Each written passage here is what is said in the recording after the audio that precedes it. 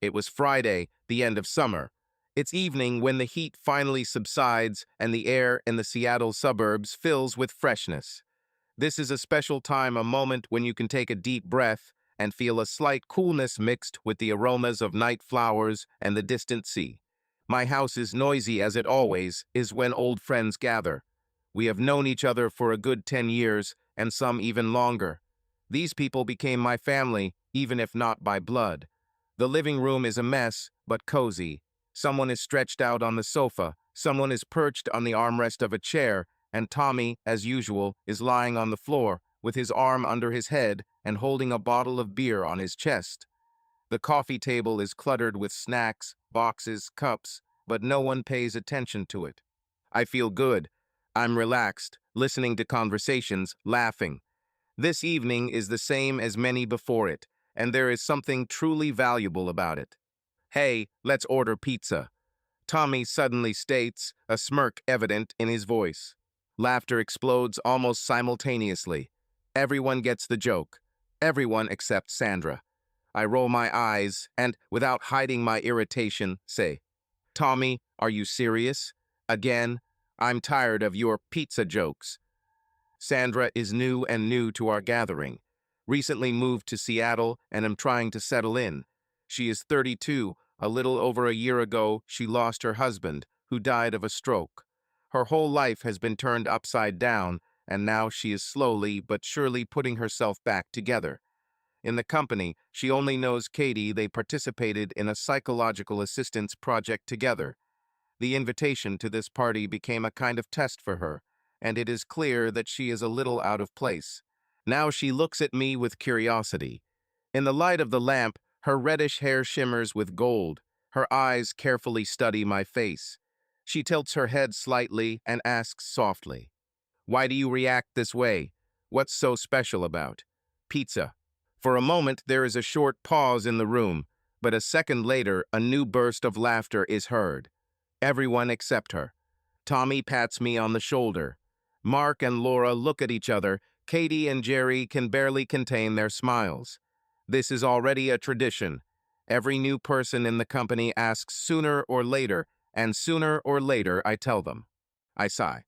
Okay, if everyone wants me to tell this crazy story again, I will. But this will be the last time.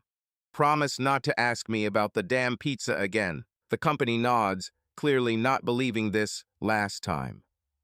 Everyone gets quiet, preparing for the story. Sandra, slightly embarrassed, straightens a strand of hair and moves closer to hear everything as it is. I sat back, took a sip of whiskey, and looked at Sandra. Her eyes sparkled with curiosity, and I realized that this story would not be short. She understood that we had been close for many years, and she was still just a guest in this world of memories. I suddenly felt that I wanted her to feel not just a listener, but part of the company, and it seemed to me that this evening it was quite possible. I sighed, put the glass down, and began. It all started during my school years. Mark, Jerry, and Laura and I went to school together in the same suburb of Seattle. A typical American school, a football field, a swimming pool, boring teachers, and a bunch of teenagers dreaming of rushing off to college. The boys and I were not the most popular, but we firmly occupied our niche in the social hierarchy of the school. We were called the Four from the Podium because that's where we spent most of our time discussing everything under the sun, arguing, joking, and making plans, just like in the movies. We always knew how to find adventures to suit our own interests. I grinned. One day, we ran away from class to go to the soda fountain. Back then, that damn machine was the center of the school universe. There you could hear all the latest gossip, overhear who was dating whom, and even make a couple of bets. But on the way back, we were caught. Well, almost caught. Mark and I quickly got our bearings and, like two brilliant actors, announced that we were urgently called to the director. And then, of course, I had to run away again so as not to get caught in a lie. Laura snorted. Come on, Jay. You always present this story as if you and Mark were strategists. But in reality, Jerry just led you because he had a plan. Jerry spread his hands. Logic, guys. We always had logic. I then understood perfectly well that if we were caught, it was better to give them a good story than to just stand there and bleat something incoherent. But in the end, the director still realized that you shouldn't be there, Laura added, laughing. And we all got a reprimand. I shook my head as I continued. And Mark. He once decided to impress the girls. He took a can of spray paint and sneaked into the stadium at night. As a result, the next day the whole school saw huge letters on the podium. Christy, I love you. Only it was signed there, with my name. Here a new wave of laughter exploded. Yes, Mark chuckled, raising his glass. And it's not my fault that the director had a phenomenal speed at reading graffiti. Oh, exactly, Laura slapped her knee. And then we scrubbed this stadium with the whole class for a week. Justice has been served, Jerry added with a grin. I smiled, remembering how Katie entered our group. She moved into our neighborhood in high school and immediately became involved in our crazy antics. Katie was a ticking time bomb. As soon as she appeared at school, she immediately said, "Let's go up to the roof and look at the sunset." Of course, we climbed. Well, except for Jerry. He always had a complicated relationship with heights. Hey, Jerry was indignant. I just didn't see the point in risking my life for the sunset. Katie shrugged. Well, at least I made your school life more interesting. I looked at Sandra. She listened to us with a smile, but there was a slight sadness in her eyes. She understood that we were connected by these years, these stories, and it was difficult for her to feel part of our company. At that moment, I wanted to include her in the conversation. Have you, Sandra, ever been in the company of the same crazy people? She was a little embarrassed, but the smile did not disappear from her face. Oh, me? Not really. I always had a fairly small circle of friends, but we also did all sorts of crazy things. True, we didn't have anything as epic as yours. Well, that can be fixed, Tommy grinned. We still have plenty of time to get you into trouble. The group burst into laughter, and I felt that the ice between Sandra and the others began to melt. She began to feel like she was part of our crazy story, and I liked it. Washington State University, I drawled, twirling the glass of whiskey in my hand. The place where our friendship became truly strong, where we learned what freedom is and how to pay for it. Oh, that's right, Mark snorted, raising his glass. I'll never forget the first time Jay went down to the sports complex with a bucket of bleach and declared that from now on he was the master of cleanliness. It was a historic moment. I chuckled, leaning back in my chair. Yes, then I didn't yet know that I would spend my whole life poking around in the pools of rich people. But even then I knew that you can earn money not only at your desk. Unlike you white-collar intellectuals. Oh, don't start, Laura laughed. Do I remind you who sponsored your first business plan? Yes, we all contributed, Jerry chimed in, because they knew, if any of us gets out of this quagmire with diplomas, it will be you. I sighed, shaking my head. Okay, let's go. I'd rather tell you how we almost caused an explosion on campus. Sandra leaned forward with interest. Is this another story related to fireworks? Well, almost, I drawled. It was a chemistry laboratory. There were 3 of us at the time, me, Mark, and one guy named Doug. We decided that we could create the most powerful reaction we could. Doug had access to the lab after classes, and we had a wild thirst for experimentation. And what happened? Sandra was already laughing, anticipating the denouement. In general, it turned out that the substance we used turned out to be unstable. It began to hiss, foam, and then, bang, Mark barked and clapped his hands. It's not bang, but rather gurgle, gurgle, shshshshsh, I corrected. But the point is that we flooded the laboratory table with something that looked like lava. We had to close the room and leave. And so, imagine the picture. I, all in a white robe, rushing along the corridor, and behind me is this pink hell. And one of us, let's not point fingers, managed to slip. Everyone laughed. And then, Sandra tried to hold back her laughter. Then the professor made us clean the lab for the rest of the week. Since then, we have been under strict surveillance, and that was the end of our great chemical experiments. You meant to say almost over, Katie interjected. Wasn't there another story with the lawn after that? I covered my face with my hands. More on this another time. Oh no, no, Sandra laughed. I'm already interested. I chuckled and took another sip. Okay, but then you tell me your craziest story, okay?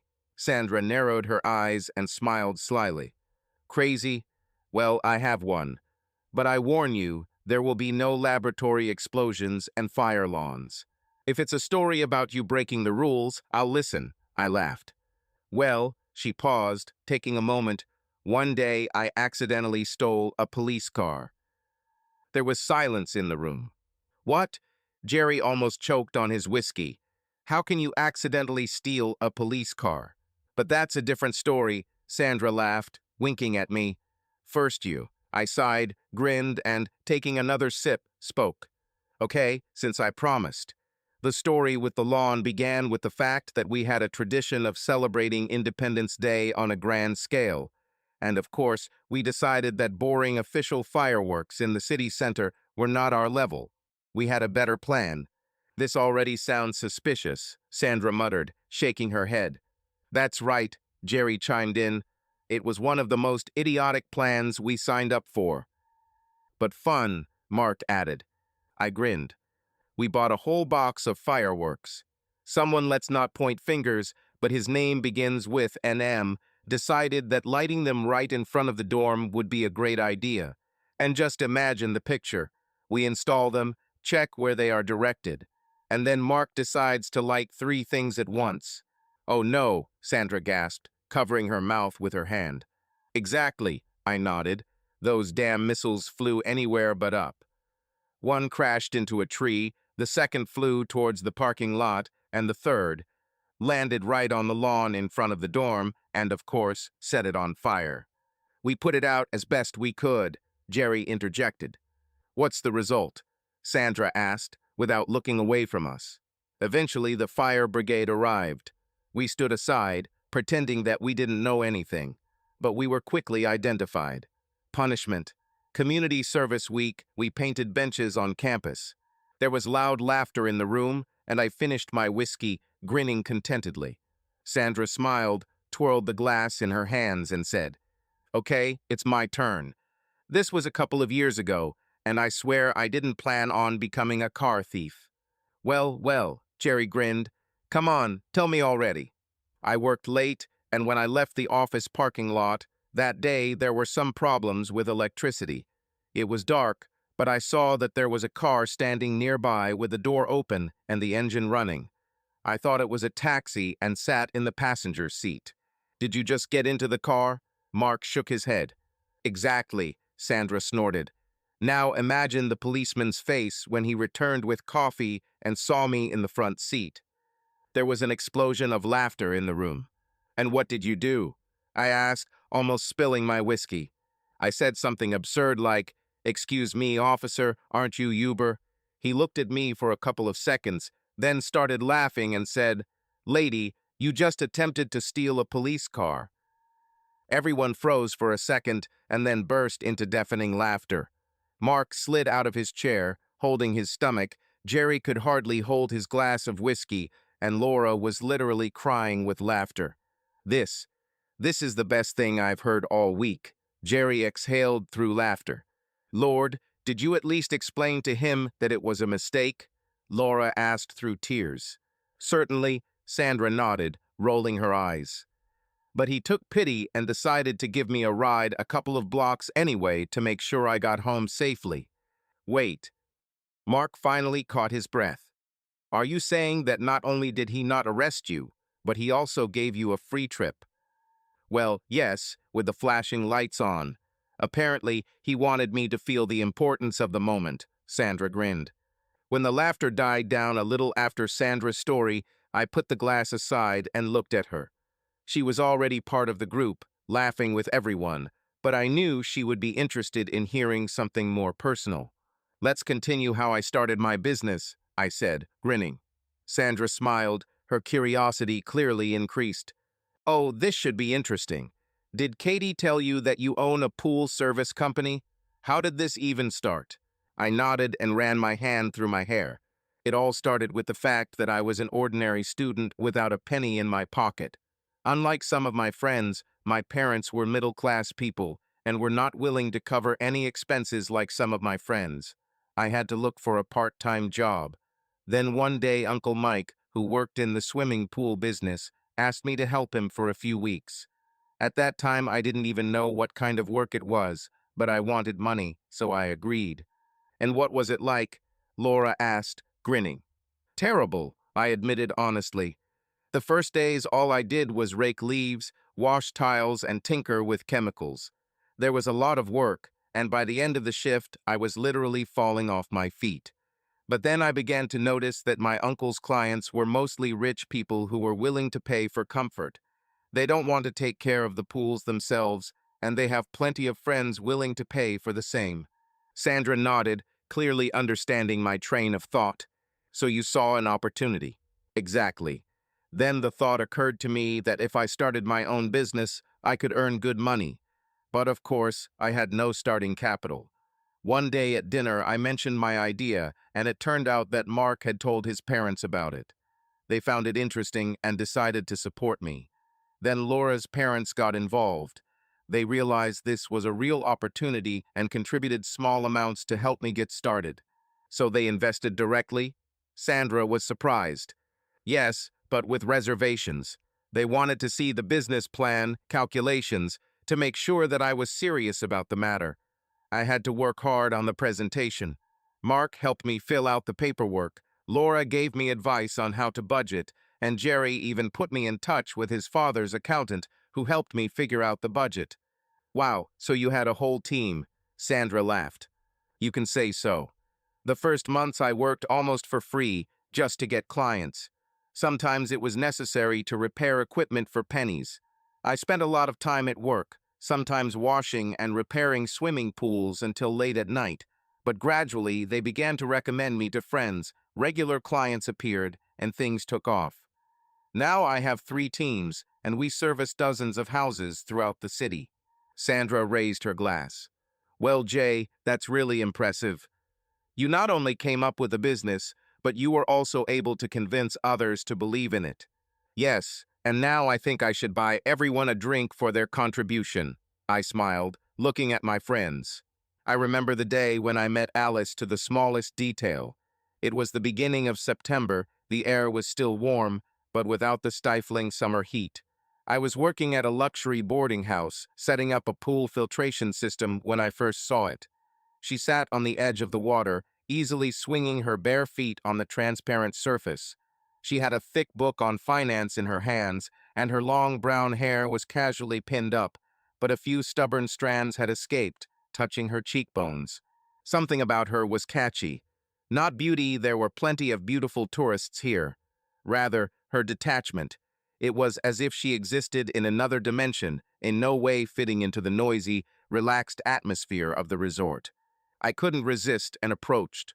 I wanted to say something witty, but did you know that the wrong dosage of reagents can turn water pink? She slowly raised her head and looked at me as if deciding whether it was worth spending time on me at all. There was a slight sarcasm in her eyes. Do you always start conversations in such an original way? I chuckled. Great start. Only with those who read a textbook on finance by the pool. This is almost an emergency. She slightly raised the corners of her lips, but did not answer, returning to the book. It didn't bother me. What are you reading? I asked, although I saw the name perfectly well. If you see it, why are you asking? To continue the conversation. HM. Not bad, but you'll have to come up with something better. And she went back into reading, leaving me standing at the side. Didn't say goodbye. She didn't look after me. I left, but I didn't forget. When I accidentally saw that I had fallen asleep lying on a hammock with a book on my stomach, I took out a business card on which my number and email were indicated and wrote on the back, "In case of a chemical emergency." Quietly, so as not to wake her, he stuffed it into her book and left. The answer came the next day. Email, laconic, with a slight mockery. What if the balance is already upset? I chuckled. She accepted the game. We started dating. Everything happened so naturally, as if it was meant to be. The first date was unexpected, spontaneous, but looking back, I understand that it was it that set the tone for our entire story. I invited her to a baseball game, the Seattle Mariners.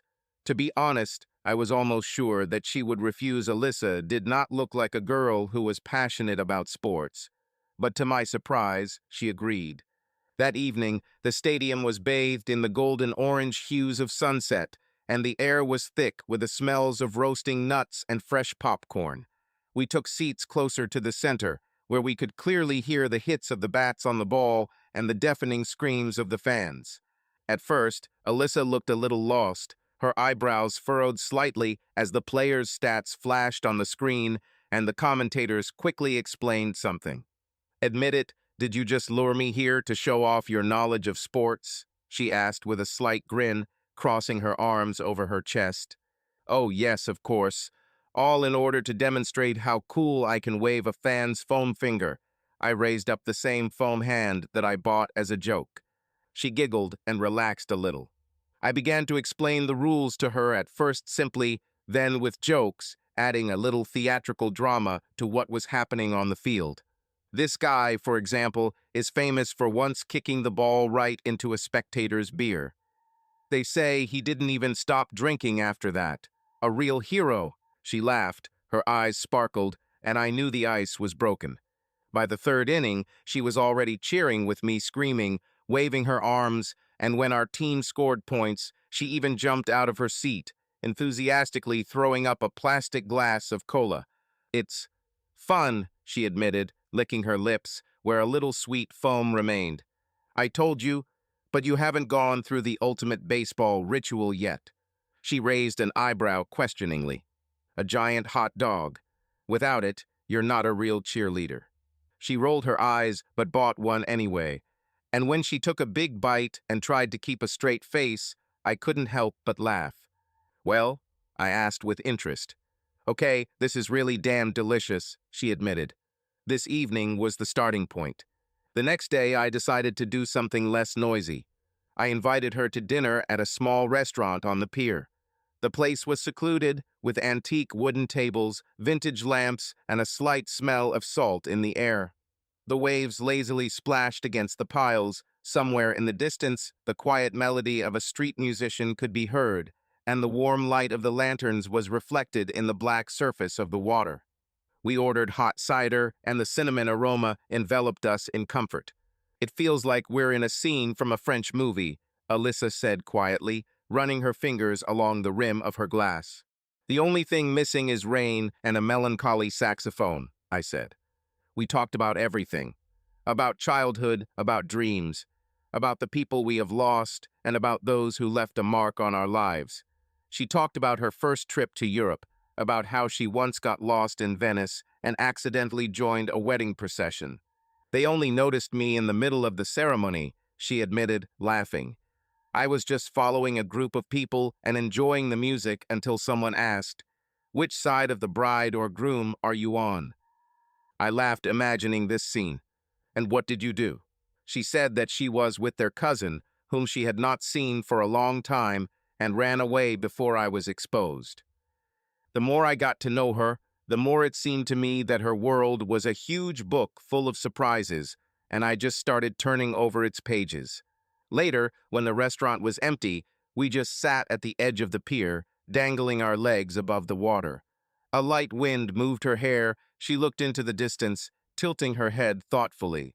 "You didn't expect it to turn out like this, did you?" she suddenly asked. I looked at her. Honestly, no, but I like that it turned out that way. She nodded and smiled, not teasingly, not mysteriously, but just, sincerely. Over the course of the year, we got to know each other more deeply. They argued, made peace, and laughed. We began to remember each other's habits. She knew how much I liked to start the morning with coffee and a newspaper. I knew that before going to bed, she always reads at least a couple of pages of a book. We fit into each other like pieces of the same mosaic.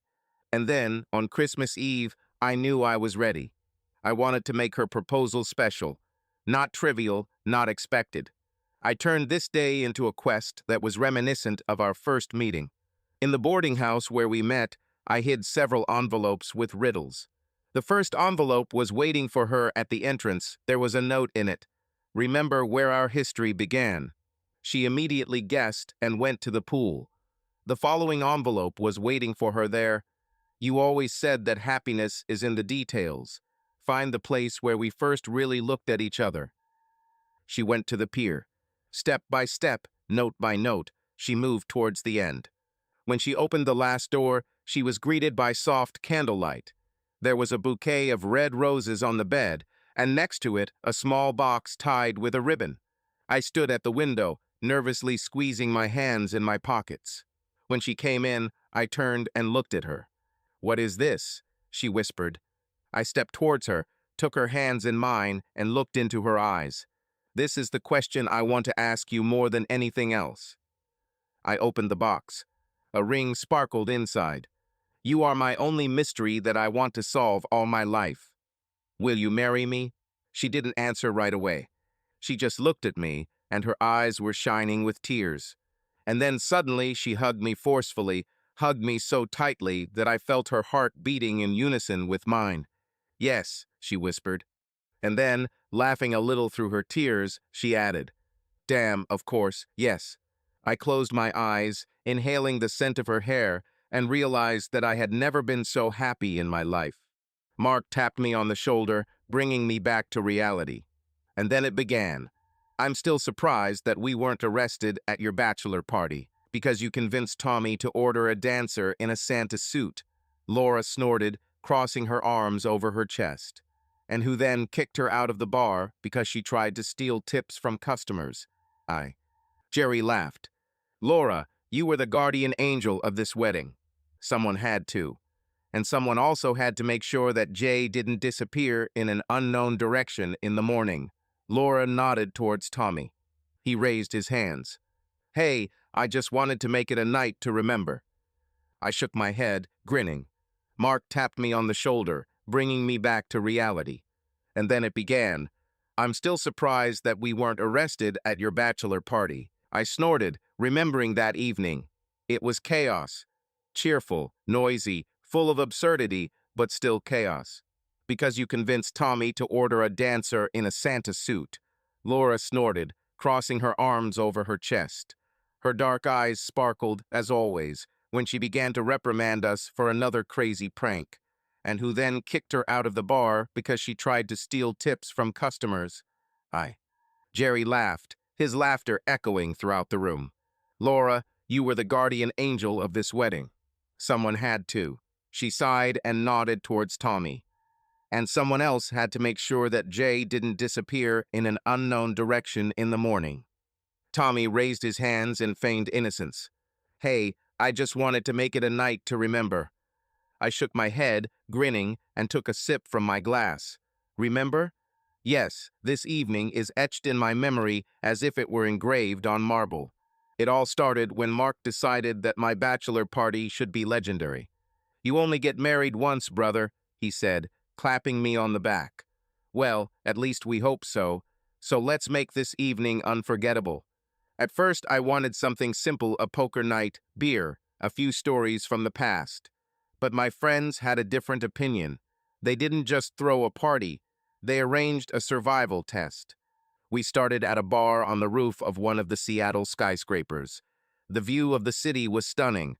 Flickering street lights, light fog over the bay, car lights stretching into long stripes. I was standing at the railing, breathing in the cool air, when Jerry thrust a glass of whiskey into my hands. "Drink to the bottom, groom," he grinned.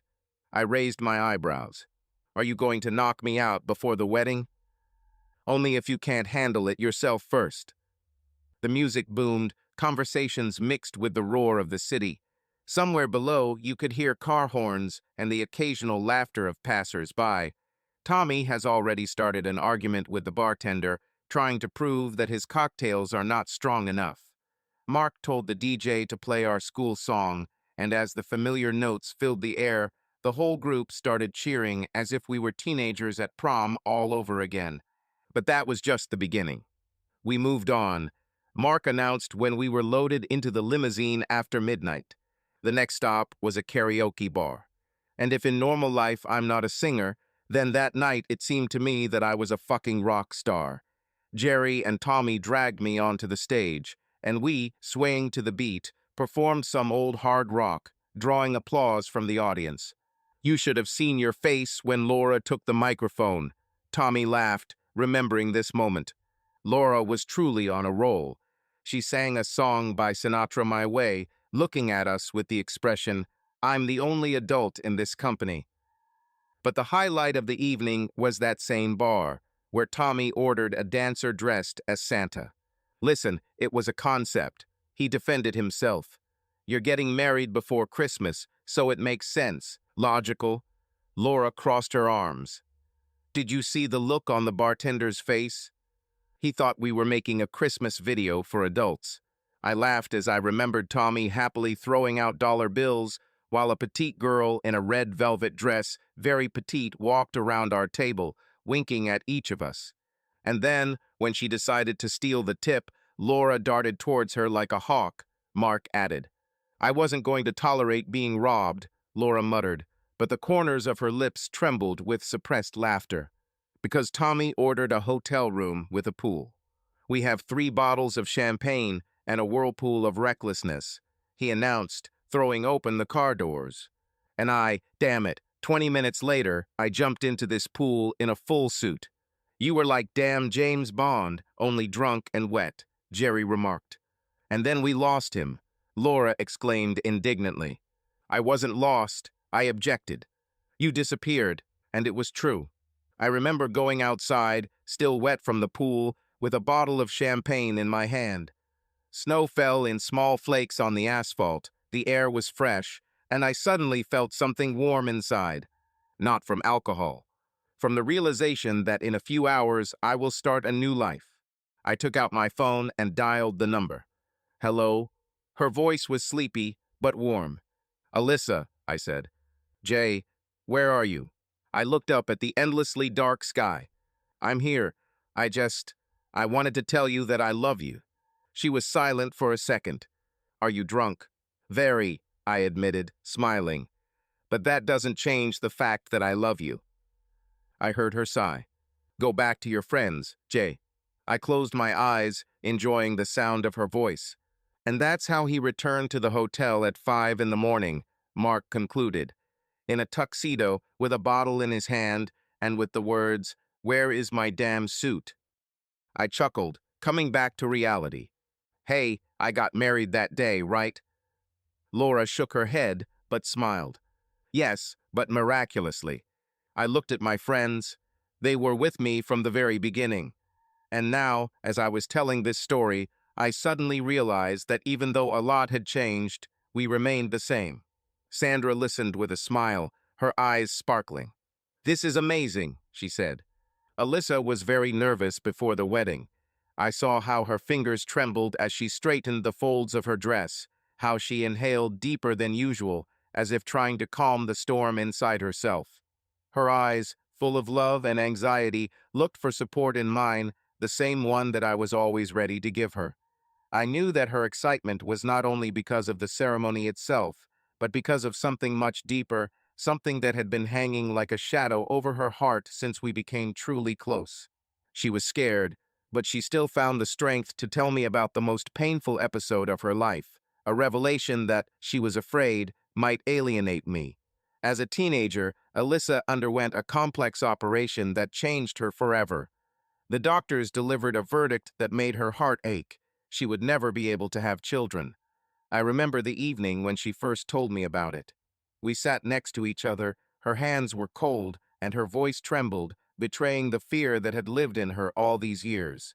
I understand if this becomes an obstacle for you, her lips barely moved, and these words sounded almost like doom.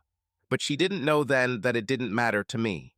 I looked at her, the one I loved more than life itself, and I understood. No medical diagnosis could change who she was to me. Alyssa strong, vulnerable, real, not just my fiancée, but the person with whom I wanted to share every moment, every joy, and every trial. I took her hand and squeezed it tightly so that she could feel that she was not alone. "We will find another way to be a family," I said, and in these words there was an oath no less important than the one I was going to give to her at the altar. The wedding was like a fairy tale. Warm sunlight made its way through the ancient stained glass windows of the hall, where soft classical music sounded. Snow-white rose petals showered the path to the altar, and a light breeze carried the aroma of freshly cut flowers. Guests in elegant outfits, champagne, laughter, camera flashes. Everyone was smiling, but I didn't see anyone except her. Alyssa looked divine. Her dress flowed in light waves of silk, and there was so much love in her eyes that it took my breath away. Her parents, Mary and Robert Winston, sat in the front row, their faces inscrutable. They never approved of me, considering me a service industry simpleton. Their family always moved in high circles, and for their daughter they represented a completely different fate. But even they understood that today was their daughter's day, and for her sake they hid their discontent. But my friends, they were the noisiest guests. Mark, Jerry, Laura, Kathy, and Tommy filled the evening with fun and warmth. Tommy managed at some point to throw confetti right into the hall, which caused a burst of laughter from everyone except the priest. At the end of the evening, Laura stole the microphone from the host and, raising her glass, gave a speech that made everyone in the audience laugh until they cried. When Alyssa and I said our vows, the world seemed to stand still. I remember how she looked at me, her hands were shaking, but her voice was firm. "I choose you, Jay, today and always." And I knew that this was the most important moment in my life. When we left the hall, we were showered with petals, and without thinking, I picked her up in my arms, spinning her in the air. I felt that happiness was here, real, living, ours. When all the congratulations died down, I suddenly felt a slight heaviness in my chest. Joy, laughter, music, everything around seemed to be muffled for a moment, as if someone had turned the volume knob with an invisible hand. I stood among my friends, squeezing Alyssa's warm palm, and realized my parents could not be here. They didn't see me get married, didn't hear our vows, didn't become a part of this evening. They passed away a year before I met Alyssa. An ordinary day, ordinary things: go to the bank, fill out documents, withdraw some cash. Everything happened as usual, until at some point the situation got out of control. No one expected that this visit would turn into a tragedy. A random coincidence of circumstances, a fatal chain of events, and my parents passed away. They were victims of a robbery.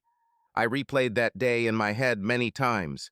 If they had left home a little earlier, or vice versa, had been delayed, chosen a different bank, or changed at least something in their route, everything could have been different. But life doesn't give you the opportunity to rewind time. And now, on this most important day, their absence was felt especially acutely. I imagined how my father would shake my hand, looking proud, and how my mother would not be able to hold back her tears as she straightened the lapel of my jacket. But these moments never happened and never will. Alyssa squeezed my hand tighter, as if she sensed that I was lost in my thoughts. I looked at her kind eyes, full of love, and realized that she was here. She's nearby, and perhaps parents too, if not in body, but in heart. Do you often think about them? Laura asked quietly, noticing how I looked away. I nodded, clutching the glass in my hand. "They would love this day," Jerry said, sitting down next to him. "Your parents always loved holidays." I chuckled, remembering how my mother could spend days decorating the house for Christmas. She always turned it into a real ritual. She hung garlands, lit candles, carefully straightened every bow on the tree. At this time, my father pulled out an old record player and played Elvis records at full volume. He loved to hum along with him, especially when he was grilling steaks in the yard. He always did it in a special way with a smoky, crispy crust. I can still smell this smell mixed with the frosty air. They were people who knew how to enjoy simple things, to seize moments. Real ones. "Do you remember how your mother made her signature lemonade every summer?" Mark chuckled, shaking his head slightly. "She called it her little secret to happiness." I nodded. Her lemonade was really special, moderately sour, moderately sweet, with a lot of ice and fresh mint. She always said that the secret is not in the recipe, but in the fact that she makes it in a good mood. We laughed then, but now I understand that it probably happened. Yes, I smiled. And your father, God, how he screamed during the matches. He really believed that his voice changed something. I looked at Tommy and he laughed. Oh yes. He leaned back, rolling his eyes. Even if it was just a broadcast from home, he yelled as if the team really needed his support. I can still hear him. How can that be? We laughed. Memories softened the pain, made it less acute. It seemed like they were somewhere nearby, living in these moments in the way we remember them. They would be proud of you, Katie said suddenly, and there was something very warm in her voice. You were able to get back on your feet, build the life they dreamed of. And you have us. I looked at my friends. These people have been through a lot with me. They were there on those days when I thought I wouldn't make it. They just were. They didn't say big words, didn't try to inspire me, they just stayed close. And that was enough. Thanks, guys, I said quietly. I'm really lucky to have you. I raised my glass. For my parents. For their light, which will always be with me. For them, the friends responded, clinking glasses. The glasses clinked, and there was something cozy and real in this sound. I looked at them and understood. My parents had not left at all. They remain in our stories, in the way we remember them, in laughter, in small habits, in the way we continue to live. After the wedding, I gradually continued to get to know Alyssa's family better. Although the word recognize is perhaps not entirely appropriate here. Rather, they studied me, assessing how well I met their standards, although their opinion did not really matter since both of their daughters, as I understand it, were accustomed to getting what they wanted from childhood, and I was just trying to save face. The first official meeting with her parents took place in their country house, a huge mansion with a perfectly manicured lawn, a fountain in the yard, and a view of the golf club where Robert Winston, Alice's father, played every Saturday. The house looked not just luxurious, it was like the set for a movie about rich people. I felt that at that moment I was playing a secondary role in their reality, and it was unlikely that they would ever let me rise to the main role. Mary Winston, her mother, was a real socialite, always impeccable, as if she had stepped out of a glossy magazine. Her hair lay in perfect waves, her makeup emphasized her facial features with such precision, as if it had been applied by a professional makeup artist, and her gaze exuded an aristocratic severity that made anyone involuntarily tighten their tie and straighten their back. Her manner showed the confidence of a person accustomed to dictating the rules, and her speech resembled the polished speeches of politicians without a single unnecessary emotion, with carefully measured pauses and hidden subtext that always left room for speculation. Do you plan to continue doing your business? She asked at dinner one day, pretending to be interested. Yes, ma'am, I answered with a smile. Now that I'm expanding the company, clients have appeared in new areas. She took a sip of wine without taking her eyes off me, then tilted her head slightly as if assessing my words. This is, of course, wonderful. The main thing is not to focus on one area. The world today demands flexibility. Have you thought about other possibilities? She wanted to say, aren't you going to find a normal job? But I just continued to smile, not giving her any reason for further comments. Robert Winston, Alyssa's father, was even colder. Tall, fit, with the bearing of a military man or a successful businessman, he radiated that same unshakable confidence that made those around him feel uncomfortable. There were no warm family gestures or friendly smiles in his demeanor, just a cold, assessing look, as if he was deciding whether I was worth his time. He was used to commanding people, and this was felt in his every word, in every movement. When communicating with me, he did not make allowances for family ties, but rather viewed me as a subordinate to whom he could ask clear, direct questions without unnecessary emotions. It seemed that even his silence was more significant than any words, and when he spoke, his intonation did not allow for objections. What are your long-term financial plans? He asked once when we were alone. Develop a business, perhaps invest in real estate, I answered. I hope you understand that financial stability is the key to providing for a future family, he said dryly. I nodded, although I was well aware that in his eyes my verdict had already been passed. He didn't even try to hide his indifference towards me, as if I was just a temporary nuisance he had to deal with. In his world, men wore expensive Swiss watches, spoke in calm, confident voices, and discussed investment portfolios between rounds of golf, not worrying about little things like rent bills or searching for better deals at the supermarket. Everything about his appearance, a perfectly tailored suit, polished shoes, impeccably manicured nails, betrayed a man accustomed to power, money, and influence.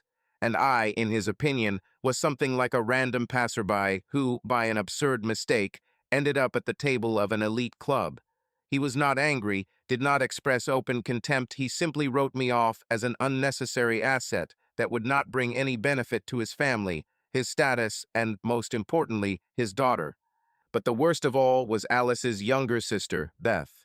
Her spoiledness was felt in everything, in the lazy manner of drawing out her words, in the disdainful glance with which she looked at everything that did not meet her standards, and in the graceful carelessness with which she always brushed aside the opinions of others.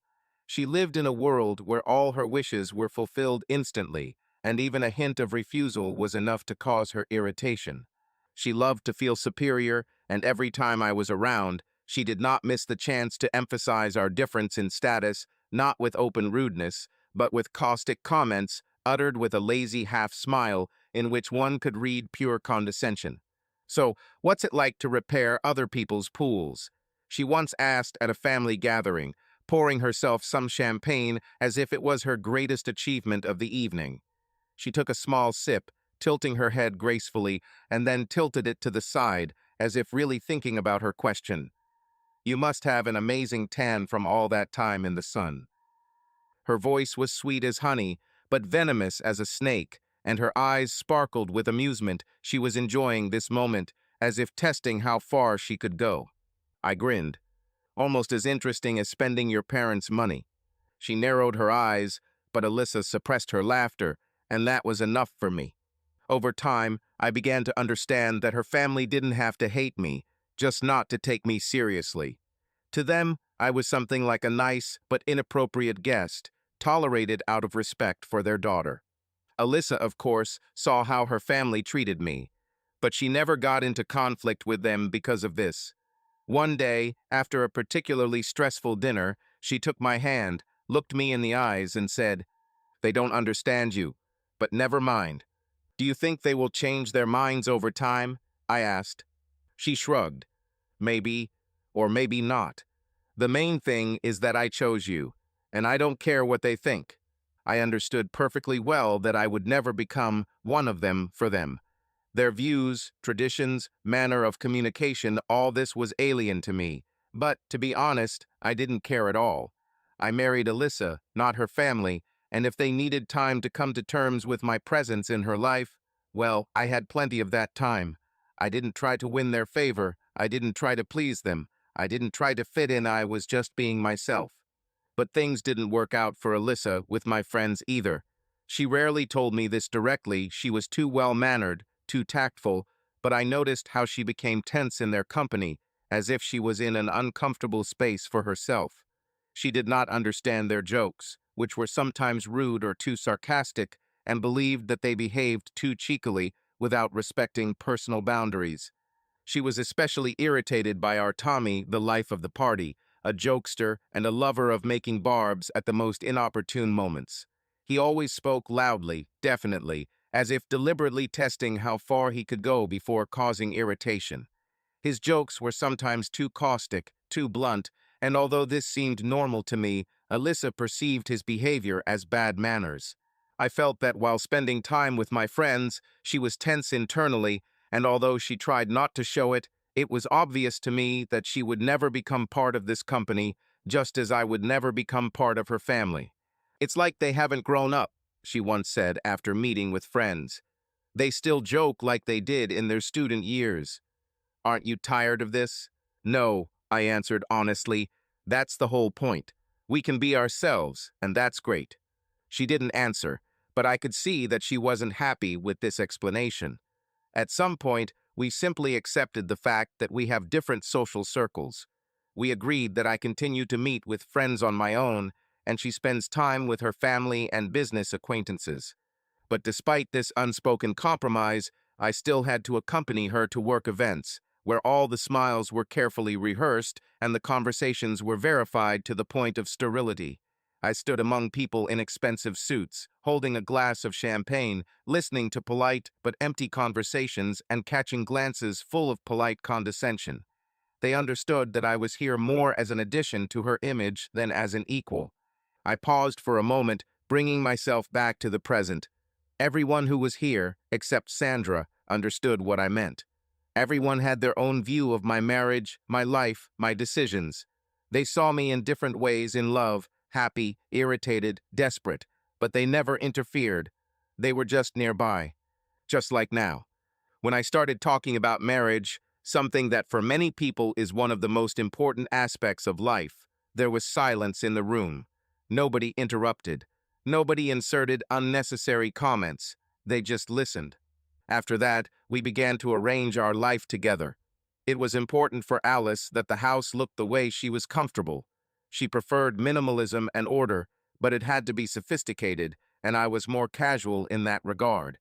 We repainted the walls and light shades, replaced the furniture in the living room with more modern ones, and removed the old carpets that I got from my parents. Alyssa insisted on having more natural light in the bedroom, and we even installed French blinds to let in the morning sun. She worked hard. Her career in financial consulting took up most of her time. She has worked in risk management for large companies, helping them minimize losses and develop long-term strategies. She often traveled to meetings, worked late, and sometimes even took phone calls during dinner.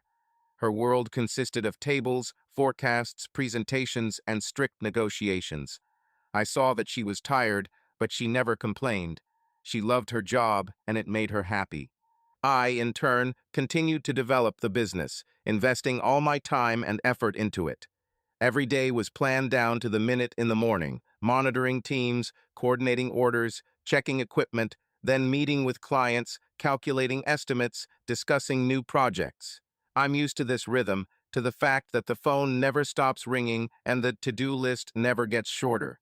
I liked being in the center of the process, keeping everything under control, seeing how crews got to work, how empty courtyards were transformed, becoming well-groomed recreation areas with sparkling clean pools. Even though my work did not seem as prestigious as Alice's career with its impeccable suits, office negotiations, and business lunches, it brought me money and, more importantly, pleasure. I didn't just fulfill orders, I created comfort for people. I knew that clients would be satisfied, that they would come back to me again or recommend me to friends. It was important for me to see the result, not abstract numbers in reports, but real changes that I could touch with my hands. Seeing how my business grows, how I build it step by step, making everything better and more professional. This feeling of self-worth, the feeling that you are creating something useful, motivated me more than any awards or recognition in elite circles that Alice aspired to. In this, of course, we differed, but this did not affect our relationship. Over time, our life entered a certain rhythm. In the morning, we drank coffee together, sitting at the kitchen table, flooded with warm light. She lazily stirred the mug with a spoon, inhaling the aroma of freshly ground grains, and I watched as the morning mist gradually cleared in her eyes. We chatted about trifles, about plans for the day, about ridiculous news, about what movie we should watch on the weekend, or we each planned a meeting with our parents or girlfriends and tried not to deprive these now much matured friends of attention. But then our paths diverged. I plunged into my own affairs, she into hers. The world became wider, and we became temporarily distant from each other. However, despite our different schedules, we always found time for ourselves. There was no obligation or pretentious romance in this, just a natural desire to be close. In the evening, tired but happy, we returned home. She always came a couple of hours earlier than she prepared dinner, and for me there was nothing more important than the warmth of her smile with which she greeted me after a hard day of work. One touch and everything unnecessary disappeared. We became one again, as if the whole day had been just a long wait for this moment. The nights belonged only to us. It was our refuge, our quiet island amid the chaos of calls and work meetings.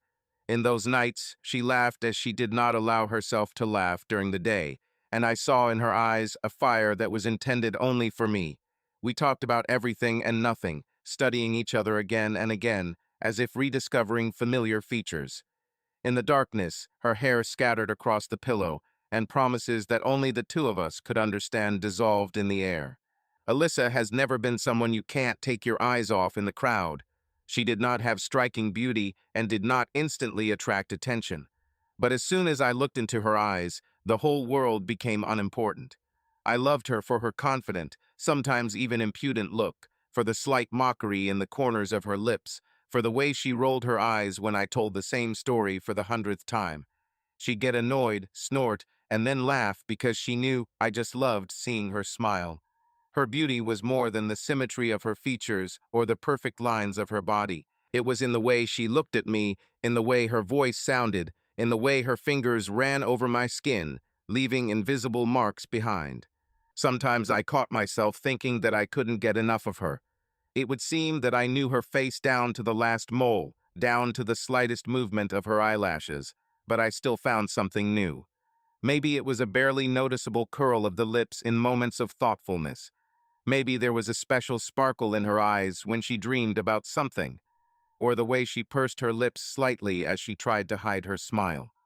All this added up to an image that belonged only to me. And despite all the changes, one thing remained unchanged: my desire to immerse myself in her world again and again, forgetting about everything that was outside of it. The years passed. I didn't notice the change right away, but one morning, as I walked past the bedroom, I saw Alyssa lingering in front of the mirror longer than usual. She stood with her head slightly tilted to the side, peering into the reflection. Her fingers lightly touched the skin around her eyes, as if checking how deep those small wrinkles had become. At first, it manifested itself in small things. She began to spend more time choosing skincare products, spending evenings reading the compositions of creams and comparing brands.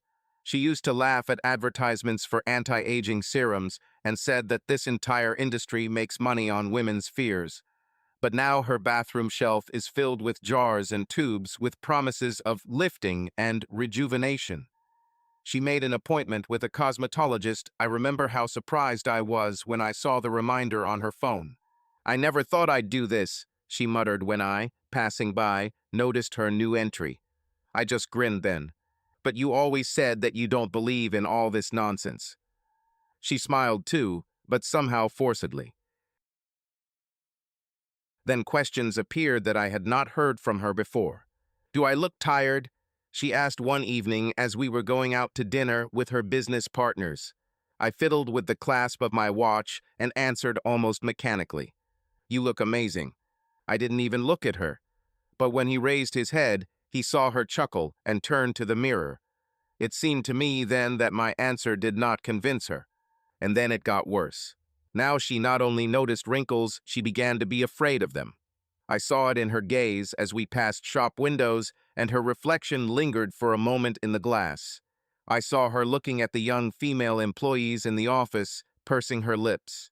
How she avoided bright lights in restaurants and asked the waiters to dim the lamps. She began to talk about age with irritation, almost with despair. "You know," she once said, sitting on the edge of the bed and combing her hair, "sometimes it seems to me that I don't impress anyone anymore." I sat down next to him. "Alyssa, you know that's not true." She turned to me, her eyes were serious. "Is it true? And who am I then? Successful businesswoman, a good wife. In the end, everyone still only looks at the face, especially in my field." I didn't know what to say. Any "you're beautiful" from me only evoked a skeptical look from her. If I tried to change the subject, she would withdraw into herself. I felt like I was losing her, but I didn't know how to stop it. And then I realized that I needed advice. I knew who would help me. "Katie, do you remember what Katie said then about the crisis of age in women, that this is not only about the numbers in the passport?" I said. Katie raised an eyebrow. "Yes, of course." I nodded, sighing. I then told Katie that Alyssa had changed. It didn't start right away, but I could see what she was going through. She became more irritable, less confident, and I didn't know what to do about it. Katie looked at me then with sympathy. She knew Alyssa, knew her character. Katie continued. I said then, Jay, you have to understand this is not just about wrinkles. It's about fear, about the feeling that the world is moving forward and you are being left behind, that young girls are coming into her field, that they are fresher and more ambitious. She's not just worried about her appearance, she's afraid that she's losing her strength. So what should I do? I asked. Katie smiled, tilting her head slightly. You have to remind her that she is valuable for more than just her looks, that you love her for her mind, her character, for everything that makes her her. And most importantly, don't try to just say she's beautiful. Show her this. Let her feel it in your actions. And I tried. I may have been a simple guy, but I certainly wasn't a stupid blind man, and I certainly wasn't going to be a cuckold. I knew almost immediately that Alyssa was cheating on me. Something in her behavior had changed, and I couldn't ignore it. Therefore, I began to take the necessary measures as soon as this thought appeared in my head. Yes, I loved her, and I wanted to believe that I was wrong, but men also have feelings, and if someone says that for a long time he did not see the clues that his wife was cheating on him, this means only one thing: he simply did not want to accept it. As soon as I said this phrase, tense silence reigned in the room. Only the crackling of ice in the glasses reminded us that time had not stopped. Laura crossed her arms. Jerry, more reserved, leaned forward slightly, and Mark shook his head, as if he foresaw where this was going. Tommy, with his usual grin, raised a bottle of beer and muttered, "Oh, brother, I remember the moment when you first told me that you had a bad feeling. I thought you were just being paranoid, but it turns out you were 100% right." "It's like a sixth sense," Mark added. "Men rarely notice little things, but when they do, it means it's rubbish." I nodded, remembering how it all began. The first thing I did was turn to my friends for help. Jerry, as a lawyer, knew that to get a favorable divorce, you needed irrefutable evidence. He was categorical. "Jay, if you don't want this to turn against you, act carefully. The court accepts only clear evidence. No speculation, no emotions, just facts." "Well, to hell with this trial," I thought then, Laura exclaimed, leaning forward sharply. "Then I just wanted to hit her in the face." Katie shook her head, sighing heavily. I then said, "Lore, violence is not the answer. Although I, honestly, do not condemn your impulse." I chuckled, then continued. Mark and Tommy got involved with an enthusiasm that reminded me of their youthful antics. Only now they were not working on another student joke, but on helping me bring Alyssa to clean water. "Oh yeah," Tommy nodded, picking up the bottle. "We staged a real special operation. Just without arson and fireworks, like in the old days." "Are you seriously comparing the capture of a cheater to our fireworks?" Katie snorted incredulously. "And what? Both had epic endings," he grinned. Mark, as someone who works in advertising, quickly figured out how to install the cameras without anyone noticing them. "Buddy, you are a master of swimming pools and filtration systems. I think you'll find a way to hide the equipment so that not a single living soul will guess." He winked at me then, and I realized that he was right. Tommy, as always, approached the matter creatively. "I know a guy who can break through phone data. Legally? Of course not. But if you need proof, you have to go beyond morality." "No," I answered firmly. "We will do everything clean. No crime." "Boring," Tommy drew, but didn't argue. But even without hackers and private detectives, we managed to get what we needed. I installed mini cameras in the living room and near the front door, and I also installed a spy program on her phone so that I could see her calls and correspondence. Mark took care of backup recording sources, and Jerry took care of the legal part so that we would not break the law, and began preparing the necessary documents. "This whole process was like something out of a damn spy movie," Laura muttered. "I still don't believe you pulled all this off." It only took 2 weeks before I had proof. Clear, undeniable. Photos, videos that spoke for themselves. When I saw these recordings, something broke inside me. I didn't scream, I didn't hit walls, I didn't make a scene. I just sat in the darkness of my bedroom and stared at my laptop screen. I remember this day, Mark said quietly. You looked like you saw a ghost. Tommy snorted. Well, in a sense it was. The ghost of someone he once loved. There was more than just abstract evidence there. This was clear, indisputable evidence. I saw her correspondence with her lover, where he wrote to her almost the same words that I once wrote, about her beauty, about how special she is. But the difference was that she believed him. I saw her answer. You make me feel young. With you, I feel desired again. And it seemed to me that each of these letters was a slap in the face to my self-esteem. Lord, did she really write this? Katie whispered in horror. I nodded. Video. It was the worst. They desecrated almost the entire house. The living room, the kitchen, even my office, where I once dreamed about our future. She had enough time for betrayal because she often returned home before me. I watched her smile at him with that same half-smile that once belonged only to me. How she looks at him with adoration, believing every word. In the bedroom, where I thought we were happy, she found a new meaning for the word passion, but not with me. Okay, I officially hate her, Laura said sharply then. Me too, Katie added quietly. I turned off the laptop, but every frame continued to replay in my head. It wasn't just a blow to my pride, it was a blow to what I believed in. I covered my face with my hands, realizing that there was no hiding from this reality. Tommy, who came to see me that evening, was the first to break the silence. Dude, I don't know what to say. Mark, who came with him, sat down next to him and exhaled. This is crap, but now you have everything you need. Jerry, as always, was the most collected, but that day he arrived later than everyone else and added, Jay, now you are in control of the situation. You have a choice. Either you immediately file for divorce and take it to court, or first present her with a fait accompli. I was silent. Thousands of thoughts were spinning in my head, but one was louder than all of them.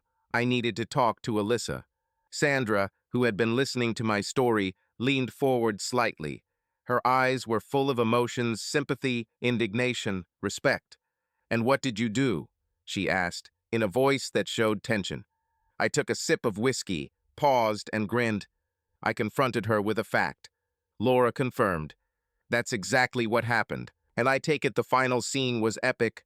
Sandra asked, narrowing her eyes slightly. I just grinned, put the glass on the table, and nodded. You can't even imagine how much.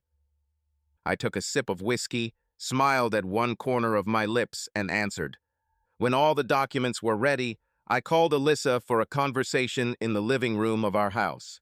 I sat in the semi-darkness. The dim light of the table lamp barely illuminated the coffee table on which our end was already lying. I have a glass of bourbon in my hand. The ice in it is slowly melting, forming thin trails of water along the glass. I ran my finger along the cold surface, looking at the documents laid out in front of me. A leather folder, neat pages with legal wording that officially put an end to our relationship. Nearby lay a stack of photographs, printouts of her correspondence, flash drive with video. I never thought I'd be sitting here like this, preparing to destroy the remains of my love, but here I am. Steps on the stairs. I hear her going downstairs, slowly, calm, relaxed, not the slightest premonition of trouble. She appears in the doorway in a light knitted robe, her hair casually pinned up, a few strands falling on her face. There is a lazy calm in the eyes, a weak, meaningless smile on the lips. Baby, we need to talk. I don't raise my voice, but there's something in my tone that makes her freeze. For a second, she just stands there, not moving. Did something happen? She asks, furrowing her brows. You look too serious. She takes a step towards me, but I don't move.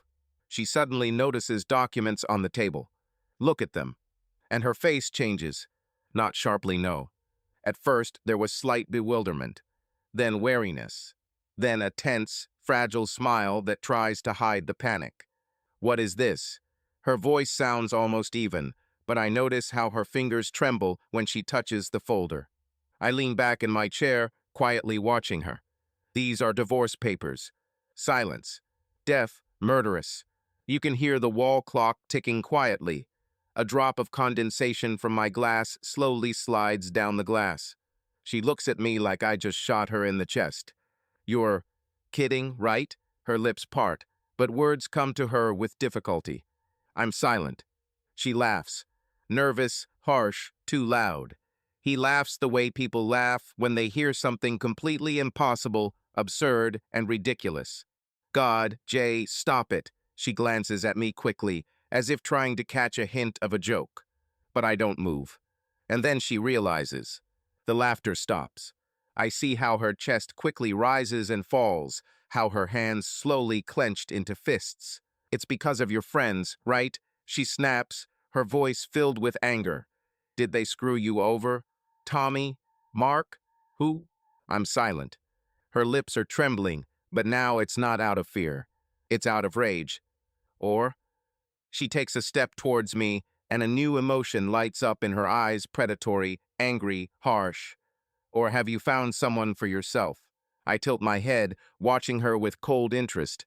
Yes, that's it, Jay. Let's talk about it. She crosses her arms over her chest, her voice gaining strength. Did you find someone younger, more beautiful, the one who will give birth to your children? That's why you're in such a hurry, right? She goes on the attack, trying to drive me into a corner. But I was ready. Slowly, almost lazily, I take a stack of photographs and scatter them on the table in front of her. It wasn't me who found someone, Alyssa. It's you. She freezes. Her eyes widened. I see how she barely audibly inhales air, how her chin twitches convulsively. She takes a short, sharp breath. What is this? Her voice trembles. She reaches for the photographs, but is afraid to take them. Because he know what's there. He takes one. Looking at it, her lips move, but she cannot utter a word. Then another. One more. There is panic in the eyes. Despair. She suddenly grabs the flash drive, squeezing it in her palm, as if trying to erase everything with the power of thought. Jay, her voice breaks. This is not what you think. I laugh briefly. What is it then, Alyssa?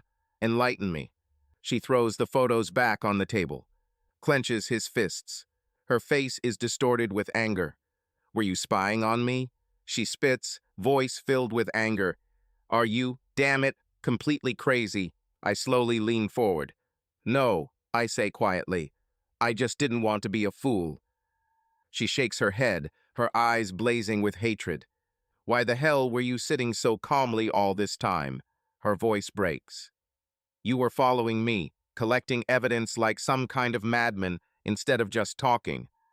Speak. I grin. About what? About how much fun you are spending time with your lover right in my living room. Say, baby, please don't do this. Prove how much I love you, how special you are to me. I gave all my love to you for more than 20 years. I worshipped you and accepted you all as you are. For me, you are the same as 20 years ago, and no wrinkles or gray hair could change this. And I tried to give it to you both in everyday life and at night in our family bed, which you dirty so dirty. You ruined everything yourself. You wanted attention, why then didn't you come to me for it? And she went looking for him on the street, outside of our marriage. She winces. For the first time in this entire conversation, fear appears in her eyes. But only for a moment. Then it gives way to contempt. You just didn't give me what I needed, she challenges. I freeze. And then I understand she's not even sorry. She's not angry because she lost me. She's angry because she got caught. Apparently, for more than 20 years, I haven't seen that not only Alice's sister was spoiled, but she herself. I move the documents closer to her, sign the papers. She looks at them as if they were a death sentence. Her lips are trembling, hands clenched into fists. You bastard, she hisses. I look at her calmly. Perhaps, I answered, but if you decide to complicate this process, I will put it all in public space. I see her nostrils flare. You know that this will put an end to my career? You can't do this, you love me, she says as if mocking. Let's check. I bet no longer. Are you ready to take the risk? Apparently, this was more important than me. Risking 20 years of family life turned out to be much easier than risking a career. She grabs the handle, almost takes off the cap, signs the papers in a sweeping manner. When she writes the last signature, she looks up at me, full of hatred. I hope you rot alone. I get up, pick up my documents, and head to the door. I have friends, and I hope you like your new life, I answered. You have one day to pick up your things and get out of my house, and today I'll spend the night with friends.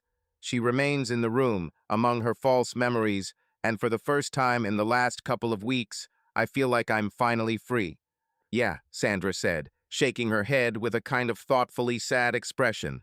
I think I understood the main part. But what does pizza have to do with it? I sighed, shook my head, and chuckled. The first sign that something is wrong is when my wife, who previously hated fast food, suddenly starts heating up pizza for me for dinner too often. She simply began endlessly treating me to leftover pizza from the refrigerator. Although she knew what time I was returning home and could place an order based on this, but she didn't bother to take care of it. I paused, savoring the moment. Everyone was waiting for the outcome, even my friends, although they had heard this story countless times already, and moreover, they were the main characters in my real adult conscious life. Her lover is a young pizza delivery man, a guy of about 25 who brought her a special order every time. There was tense silence in the room for a moment, and then there was a friendly burst of laughter. Mark slapped his knee, Jerry shook his head with the expression, "Oh, go crazy," and Tommy laughed so loudly that he almost spilled his beer each time they managed to add something new. Damn it, he breathed, wiping away tears. So, in her opinion, you, a naive fool, should have sat at home, naively thinking that you had a family idol, choking on cold pizza while she ordered herself extra toppings. Laura snorted and shook her head. This is not even treason, but some kind of comedy plot for a cheap sitcom. I imagine. You come home, tired after work, open the refrigerator, and there. Another piece of her deceptions. Katie, who had been trying to remain serious until that moment, suddenly slammed her hand on the table. God, I never cease to be amazed at how the irony of her betrayal is just off the charts. She didn't even try to come up with some kind of normal cover, didn't even try. She was sure that she could get away with anything. She believed in your love so much that she could allow herself to fall so low. I shrugged. Yes, something like this. Yes, betrayal according to the principle of making minimal effort but with maximum effect. Tommy chimed in, still trying to calm down his laughter. Sandra, who had been sitting silently, crossed her arms over her chest and narrowed her eyes. Seriously? And you just let this? Lady go. I looked at her with mild interest. Should I have arranged a scene for her in the best traditions of Mexican TV series? She sighed, a slight smirk tugging at her lips, but her eyes remained cold. I would smear it all over the wall like, excuse the expression, shit in a public toilet. The company burst into laughter again. Damn, I already love this woman, Mark chuckled, raising his glass in approval. Yes, Sandra, it seems you fit perfectly into our company, Katie smiled. I just grinned, and Tommy leaned forward, grinning, slapping me on the shoulder. He didn't just let her go. He arranged for her premium karma delivery. Laura, who had just taken a sip of wine, choked and coughed. What? Sandra clarified. What do you mean? Jay, right after the final divorce notice, paid for a monthly subscription to her favorite late-night snack, Tommy explained, barely holding back his laughter. And he sent her straight to her parents' house, where she moved out. He leaned forward, grinning. Eat, baby, taste the consequences. Oh, Lord, Katie moaned, slapping her forehead. Mark doubled over. Jerry was literally choking with laughter, and Sandra looked at me as if she was seeing me for the first time. Did you really do this? She asked, still trying to catch her breath. I shrugged, pretending that nothing special had happened. Well, I was angry. Sandra looked at me, narrowing her eyes, then suddenly smiled widely. This is perhaps the best petty retribution I have ever heard of. Hold five, dude, Tommy drawled. I took a sip of whiskey and looked at Sandra. There was no longer any caution in her gaze, only lively interest. Perhaps she will join our large circle of friends. Or maybe it will be something more than friendship. But that's another story. Subscribe to our channel so that your love doesn't cheat on you, and go ahead and listen to the next story, because this story is nothing compared to the next one. If you're under 18, don't even think click to the next one.